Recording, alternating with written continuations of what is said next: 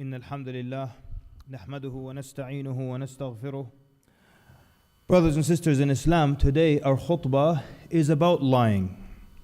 And lying is something that doesn't really need a definition, but simply it is speaking falsehood deliberately so that the words do not reflect actual facts. One study said that the average adult lies from 2 to 3 times per day. And the average child lies from 3 to 5 times per day. And the sad part is that we actually teach our children to lie to us. And we'll explain that in a little bit. But lying itself, it is something that is unnatural and so abnormal that when someone tells a lie, his body reacts to the lie. And that's why we have the polygraph test, which measures small changes in breathing and in heart rate and in sweating because the person telling the lie. And sometimes the body betrays the liar. Yani someone will say in the affirmative, but their head subconsciously is shaking side to side. Even the body betrays. And the words betray. So someone who is telling a lie will typically speak in the third person and use a lot of third person like pronouns, and he will not say I specifically. Always remove himself from the situation. They will avoid eye contact. So many things that make them uncomfortable. We see this in Surah Yusuf in the Quran, verses 16 and 17, in the beginning of the surah. We see that when the brothers lost Yusuf or threw Yusuf alayhi salam in the well, they came back to their father. وَجَاءُوا أَبَاهُمْ عِشَاءً يَبْكُونَ. And so they came to their father at night crying. So the scholars say, why did they come at night in particular? And they explain a bunch of possible reasons. One, to avoid their faces being seen. So they come at night and it's dark and their father cannot see their face, because he might be able to tell. They know that the liar's face will give him away. So he might be able to tell. Or two, because they may not know how to, they're not good actors, and he'll be able to tell that they're faking. Or that some other scholars said they also didn't want to see his face. It's the guilt of telling the lie. They don't want to see his face as they're telling him the lie, and they break his heart, alayhi salatu wassalam, and to avoid the general discomfort.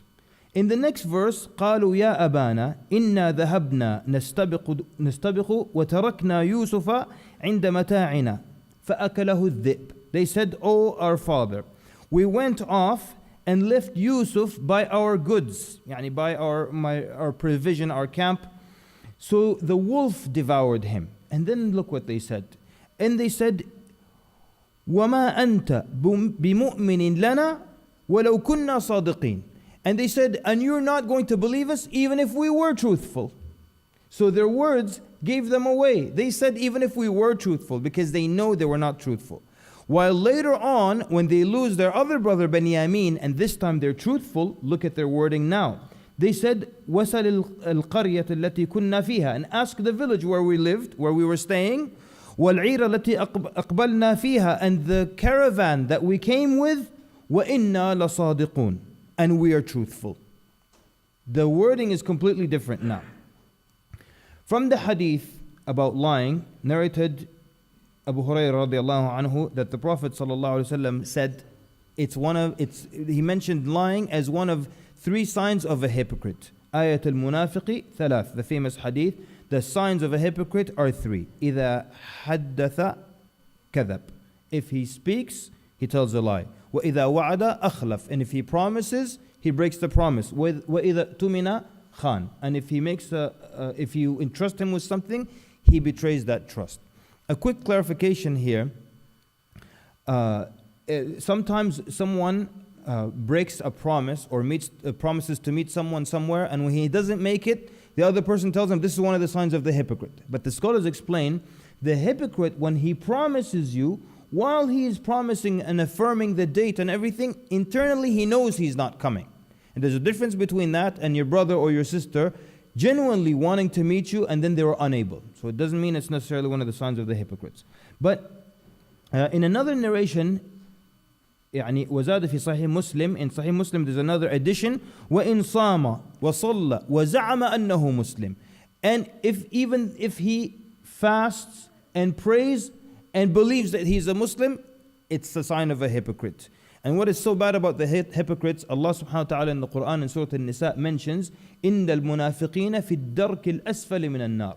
The hypocrites are in the lowest levels of the hellfire, وَالْعِيَاذُ بِاللَّهِ. So these are the worst people, and the believer does not want to resemble them in any way possible. In another hadith in Sahih Bukhari and Muslim as well, An-Nabi ﷺ said, إِنَّ الصِّدْقَ يَهْدِي إِلَى الْبِرِّ. That indeed truthfulness will guide to righteousness. وَإِنَّ الْبِرَّ يَهْدِي إِلَى الْجَنَّةِ. And righteousness will guide to al-Jannah, paradise. And وَمَا يَزَالُ الرَّجُلُ يَصْدُقُ. And a man will continue to be truthful and tell the truth. وَيَتَحَرَّ الصِّدْقِ. Until he is recorded with Allah subhanahu wa ta'ala as truthful. حَتَّى يُكْتَبَ عِنْدَ اللَّهِ صِدِّيقًا. He will be written as a Siddiq with Allah Azza wa Jal. And in the Quran, Allah subhanahu wa ta'ala showed us the high level of as-Siddiqeen, that they will be with the prophets and before the martyrs even, just because they're truthful. So someone will continue to say the truth until he is written and labeled with Allah as a Siddiq, someone in that high level, someone who is truthful. Then the Prophet ﷺ continued, وَإِيَّاكُمْ وَالْكَذِبِ. And beware, do not come near lying. فَإِنَّ الْكَذِبَ يَهْدِي إِلَى الْفُجُورِ. Because indeed lying leads to lewdness. وَإِنَّ الْفُجُورَ يَهْدِي إِلَى النَّارِ. And lewdness leads to the hellfire. وَمَا يَزَالُ الرَّجُلُ يَكْذِبُ. And the man will continue to lie. وَيَتَحَرَّى الْكَذِبِ. And keep on telling lies. حَتَّى يُكْتَبَ عِنْدَ اللَّهِ كَذَّابًا. Until he is written with Allah as a liar. So the question is, what if, because we tell lies here and there, at work and in this place and in that place, what if because we tell lies in our life, right now, Allah Azza wa Jal, as He looks down upon us, we are labeled liars with Him? What if you're labeled a liar with Allah Azza wa Jal right now? When Allah subhanahu wa ta'ala looks down at you, He sees the label of liar. And that's how He has labeled you, because you lie here and there, and you lie every so often. And how does that make you feel? What if someone called you a liar, or the whole community called you the liar, and they would just welcome you? Good morning, ya kadhab, and any new lies you're coming up with, how would you feel? Even people who are compulsive liars, they hate to be called liars. So forget other human beings calling you a liar. How would you feel if right now you are labeled and written with Allah Azza wa Jalla as a liar because you lie once, a day or a few times here and there? How would you feel if Allah Azza wa Jalla knows you as the liar? That is what is so disgusting about telling lies. And there is severe punishment in the akhirah. A long hadith in Sahih Muslim where the Prophet ﷺ describes a journey where into the heavens, and where the angels took him and he saw some punishment in the hellfire. So then he describes, so we went on and came to a man that was lying flat on his back, with another man standing over him, holding an iron hook. بكلوب, an iron hook. He put the hook in the man's mouth and then tore off that side of his face to the back of his neck. He put the hook like this in his mouth and tore the side of his face all the way to the back. And then he put it in his nose and tore his face all the way to the back. Then he put it in his eyes and he tore it all the way to the back. Then he went to the other side and did the same thing, tore it in the same way. And then while he did this side was returned back to normal. And he went back and started tearing this side. And it continued like that. So the Prophet ﷺ was shocked. And he said, Subhanallah, who are these two people? And the angels told him, move on. Intaliq. And they kept moving on to different stations. Then at the end of the long hadith, they explained to him what he saw. And particularly concerning the hook, they said, the man that you saw that was being torn from his mouth all the way back, and his nose and his ear and his eyes, they said, فَإِنَّهُ الرَّجُلُ يَغْدُو. This is a man, he leaves out of his house in the morning, min baytihi, فَيَكْذِبُ الْكِذْبَةِ تَبْلُغُ الْآفَاقِ. That this is a man who leaves his home and he tells a lie and it reaches all over the world. And the scholars warn from this, that this is exactly the world we live in right now. Beware of telling lies on the internet. Beware of lying on Facebook or on social media, because in moments it spreads. It spreads to family around the world, it spreads to friends around the world, and then they pass it on and they pass it on. And we see all the time lies being spread, being passed around to us on social media, videos that are fake, even lying for the sake of da'wah. Many false and fabricated videos and stories trying to lie for the sake of Islam and for the sake of Allah, and there is no such thing. Then the other thing is that lies are lonely. When you tell a lie, it needs companionship. So you have to tell a lie to accompany that lie. And then you might have to tell a third one to accompany the second. And then in the end, it's such an entire web of lies that the person will lose track of them. And in Islam, lies don't have colors. We don't have white lies. We don't have yellow lies. We don't have lying allowed on April Fools. And we don't allow lying to children either. They're all just lies. And it's not acceptable to lie to children. This is the companion Abdullah ibn Amr radiallahu anhu. He said the Prophet sallallahu alaihi wasallam came to our house while I was a young boy. And I was going out to play. So my mother called me, Ya Abdullah, ta'ala hatta u'tiyak. She said, Oh Abdullah, come so I can give you something. So the Prophet ﷺ then was there in their house. And he asked her, وَمَا أَرَدْتِ أَن تُعْطِيهِ? And what is it that you want to give him? So she said, Tamra, dates. I want to give him dates.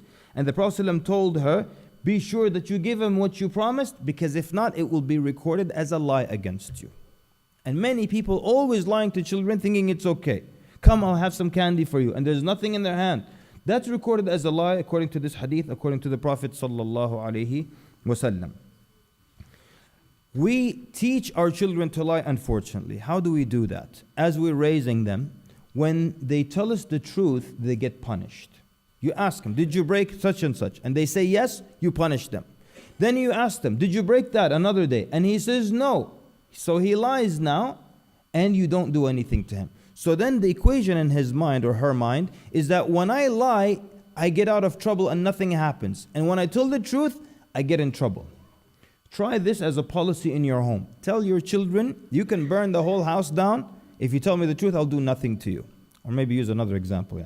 But so, tell them that whatever you do, you will not get in trouble if you tell me the truth. But if you lie about the slightest thing, you're in deep trouble with me.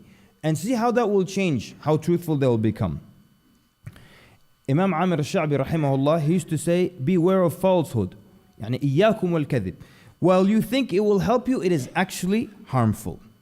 So don't teach your children the opposite of that. And Malik ibn Dinar, the great scholar rahimahullah, he used to say, الصدق والكذب يعتركان في القلب. Truthfulness and falsehood and lying, they battle each other in the person's heart until one of them gets rid of the other. They keep battling until one of them gets rid of the other. Someone keeps lying until he becomes lying all the time, and there's no truth left anyways. He got rid of the truth. Once again, what if Allah subhanahu wa ta'ala is looking at you right now, and because of constant lying here and there, you are labeled and written as a liar with Allah subhanahu wa ta'ala. We ask Allah Azza wa Jal to make us of those who are truthful. أقول قولي هذا واستغفر الله العظيم لي ولكم من جميع الذنوب فاستغفروه فيا فوز المستغفرين. Ask Allah subhanahu wa ta'ala for His forgiveness. Indeed, those who ask for His forgiveness shall prosper.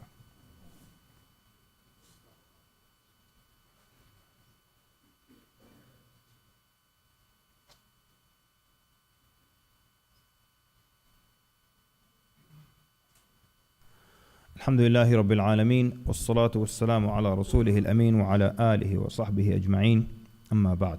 We want to look at the worst kinds of lies and the permissible lies. The worst lie undoubtedly would be a lie about Allah subhanahu wa ta'ala and His Messenger sallallahu alayhi wasallam. Lying about Allah. In Surah Yunus, Allah Azza wa Jal says, قُلْ إِنَّ الَّذِينَ يَفْتَرُونَ عَلَى اللَّهِ الْكَذِبِ لَا يُفْلِحُونَ. Say those who forge a lie against Allah will never be successful. In Surah Al-A'raf, Allah subhanahu wa ta'ala wants to tell us about the dangers of speaking about Allah Azza wa Jal without knowledge. So the ayah then starts to mention sins, and they're gradually getting worse and worse and worse. قُلْ إِنَّمَا حَرَّمَ رَبِّيَ الْفَوَاحِشِ مَا ظَهَرَ مِنْهَا وَمَا بَطَنَ وَالْإِثْمَ وَالْبَغْيَ بِغَيْرِ الْحَقِّ وَأَن تُشْرِكُوا بِاللَّهِ مَا لَمْ يُنَزِّلْ بِهِ سُلْطَانًا. So until now, the verse says, my Lord has prohibited indecencies. those of them that are apparent and those that are hidden. And then sin and rebellion without justice. So now it's getting worse now. And that you associate partners with Allah, for which He has not sent down any authority, which is shirk now. So what could possibly be worse than shirk? The sins are getting progressively worse, but we know that there is no shirk no sin that is worse than shirk. But Allah subhanahu wa ta'ala then continues, وَأَن تَقُولُوا عَلَى اللَّهِ مَا لَا تَعْلَمُونَ, and that you say about Allah that which you do not know. So the scholars said, why did Allah subhanahu wa ta'ala in this verse put speaking about Him without knowledge higher than shirk?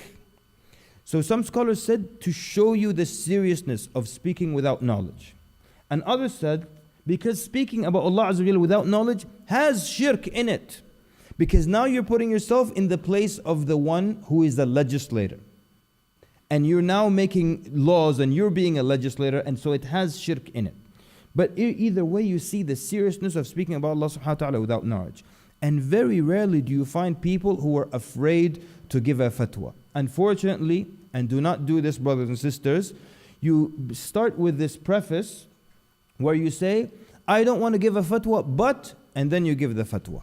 And people always do that. They say, I don't want to give a fatwa, and then they give a full fatwa, full-fledged. So beware of that, because it's extremely, extremely serious. As for telling lies against the Prophet ﷺ, in Sahih Bukhari and Muslim, An-Nabi ﷺ said that من تعمد علي كذبا, this narration says, من تعمد علي كذبا فليتبوأ مقعده من النار. Whoever tells a lie or continues to lie against me, then let him take his seat in the hellfire. So, and from that also, and Nabi Sallallahu Alaihi Wasallam, if you notice, many hadith warning against telling a lie of what you saw in your dream. Yani your ru'ya, your righteous dream. So many hadith warning not to lie about what you saw in your dream. Because your righteous dream is a message from Allah ultimately. And when you lie about that, you're forging a lie against Allah. You're saying, Allah sent me this message and He never sent you this message. And that's also very serious. So lying about Allah subhanahu wa ta'ala, about the Prophet sallallahu alaihi wasallam, very serious. The times when it's permissible to tell a lie. And the Prophet ﷺ said, لَيْسَ الْكَذَّابِ الَّذِي يُصْلِحُ بَيْنَ النَّاسِ فَيَنْمِي خَيْرًا أَوْ يَقُولُ خَيْرًا. That he is not a liar who rectifies between two people and he says that which is good. So meaning, now this is the first scenario where lying is permissible.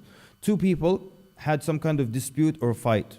So it's permissible now, for the sake of getting them back together, which is the greater good, to go to one of them and tell him that so-and-so feels really bad about what he did to you. And he wants to apologize to you. And he told me he feels very remorseful. And then you can go to the other one and tell a lie as well, for the sake of uniting people together. It's permissible in this case. Another case is in times of war. And many people will say, well, in times of war you can lie, and they start lying. We're not at war. We're not at war. So lying to non-Muslims makes you a liar. Yani lying is a quality that a believer doesn't want to have in them. It's not about I am truthful with Muslims and I lie to non-Muslims. It's the quality you don't want to have. If you're lying all the time, regardless of who it is, you'll still be labeled a liar. So you find people lying to non-Muslims, lying to companies, lying to entities, lying to governments. That's part of lying. But in wartime, actual wartime, it's permissible, and we'll have many examples from the seerah. The third type is a man to his wife and a wife to her husband. Now this is not a green light. Your wife says, where are you? And you tell her some lie. This only means in places where to not hurt feelings and to make the other party feel better. Does this dress make me look big? La. Do you like my mother? I love her. And am I a good cook? Yes. And he tells her, am I the most handsome man in Houston? Of course. Here you don't have to be truthful and hurt someone's feelings. Okay? But it doesn't mean it's a green light. You can tell any lie. You can lie to your wife, you have a green light, alhamdulillah. It doesn't mean that. Number 4, if someone is telling a joke, it's not a lie. If I tell you in advance, here's a joke, then I already told you it's an untruth, and you will not think that I'm lying to you. And there's some people like that. When they hear a joke, you say, this event, did it happen or not? It didn't happen. So then you're telling a lie. Habibi, I told you in advance it's a joke. Do you understand what that means? So it's not a lie.